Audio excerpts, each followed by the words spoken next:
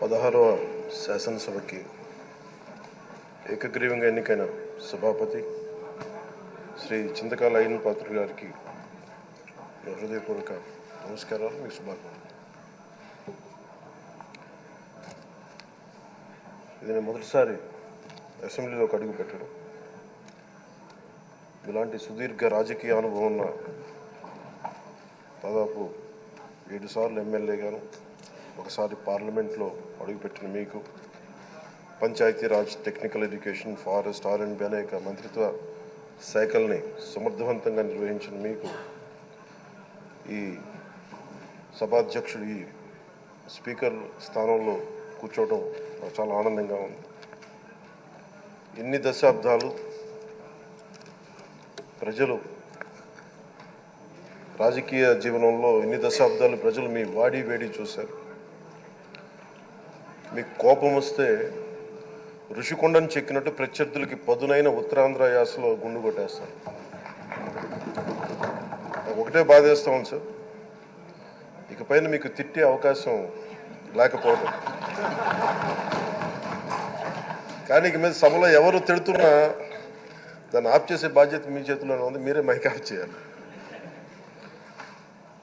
అంటే మా చిన్నప్పుడు నేను చూసేవాడు, ఒకసారి అల్లరి చేసే అబ్బాయిని క్లాస్ లీడర్ చేసేవాడు చిన్నప్పుడు మా స్కూల్లో. కానీ ఇన్నాళ్ళు ప్రజలు మీ వాడి వేడి పలుకులు, మీ ఘాటైన వాగ్దాటి చూశారు. ఈ రోజు నుంచి రాష్ట్ర ప్రజలు మీ హుందాతనం చూస్తారు. డిబేట్స్ వెనకాల దాక్కుని సంస్కారహీనమైన భాషలని, భావాలని రకరకాల మాధ్యాల్లో విరజిమ్ముతూ ఉంటారు. దాని నియంత్రణ మీ ఆధ్వర్యంలో ఇక్కడి నుంచే మొదలవ్వాలి. ఇందాక సభానాయకులు, గౌరవ ముఖ్యమంత్రి శ్రీ చంద్రబాబు నాయుడు గారు చెప్తారు, ఆడబిడ్డలు ఏ విధంగా నలిగిపోయారు ఈ రాష్ట్రంలో గత 5 సంవత్సరాల్లో. చిన్న లేదు, పెద్ద లేదు, ఎవరని లేదు.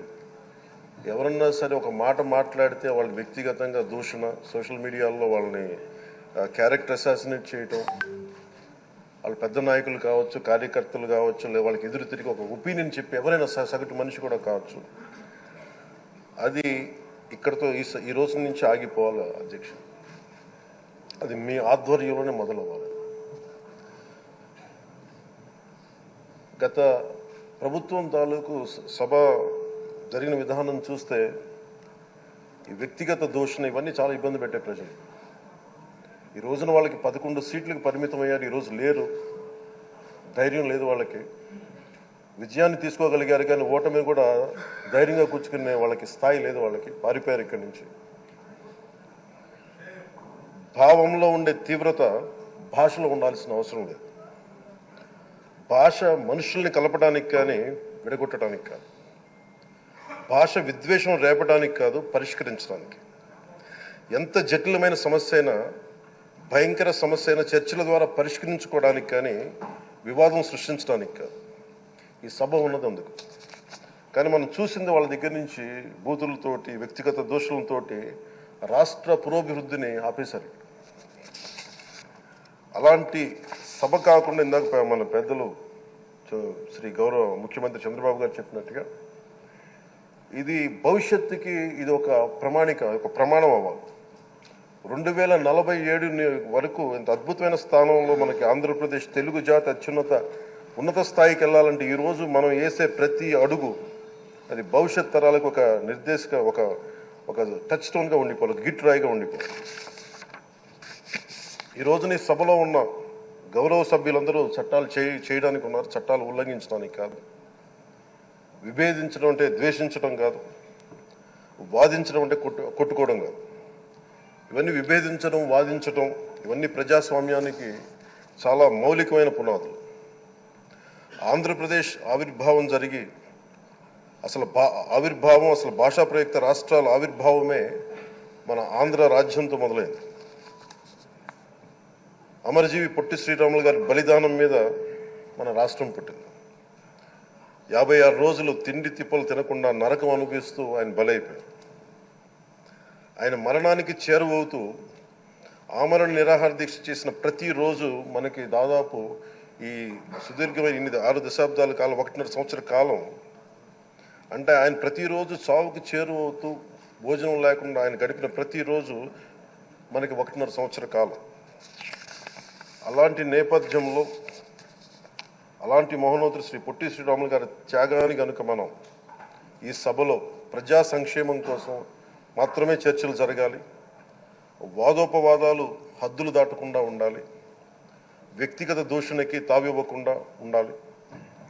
అలా కాకుండా గత ప్రభుత్వం లాగే ఈ సభని తిట్లకి బూతులకి కొట్లాటకి వాడితే ప్రతి నిమిషం పొట్టి శ్రీరాములు గారి బలిదానాన్ని అవమానం చేసినట్టే. ఒక గొప్పవాడు, ఒక మహానుభావుడు బతికినప్పుడు మాత్రమే కాదు, చనిపోయిన తర్వాత కూడా కొన్ని తరాలు ఉపయోగపడతారని నిరూపిస్తారు. అలాంటి కోవకు చెందిన మహానుభావులు ఆంధ్ర రాష్ట్ర సృష్టికర్త, భాషా ప్రయుక్త రాష్ట్రాలకు శ్రీకారం చుట్టిన ద్రష్ట, అమరజీవి శ్రీ పొట్టి శ్రీరాములు గారి స్మృతిలో ఒక విలువలతో కూడిన ఒక సత్సాంప్రదాయాన్ని తెరలేపుతూ మీ ఆధ్వర్యంలో ఈ సభ జరగాలని, ఈ 5 ఏళ్ల ప్రజా ప్రస్థానంలో ఈ విలువైన 5 ఏళ్ళు రాబోయే తరానికి గొప్ప భవిష్యత్తునిచ్చేలా, అన్నం పెట్టే రైతుకి, కౌలు చేసుకునే రైతుకి, రైతు కూలీకి అండగా ఉండేలా, మహిళలకి భద్రతతో పాటు ఉన్నత స్థాయికి ఎదిగేలా, ప్రభుత్వ ఉద్యోగులకి భద్రత కల్పించేలా, పశువు పక్షి ప్రకృతి సర్వజనులందరికీ కూడా మతాలకి ప్రాంతాలకి అతీతంగా సుభిక్షంగా అభివృద్ధి పదంలో ఆంధ్రప్రదేశ్, ఆంధ్ర రాజ్యం అద్భుతమైన ప్రగతి సాధించేలా ఈ చర్చలు సాగాలని కోరుకుంటూ, సభాపతి అయ్యన్న పాత్రుడి గారికి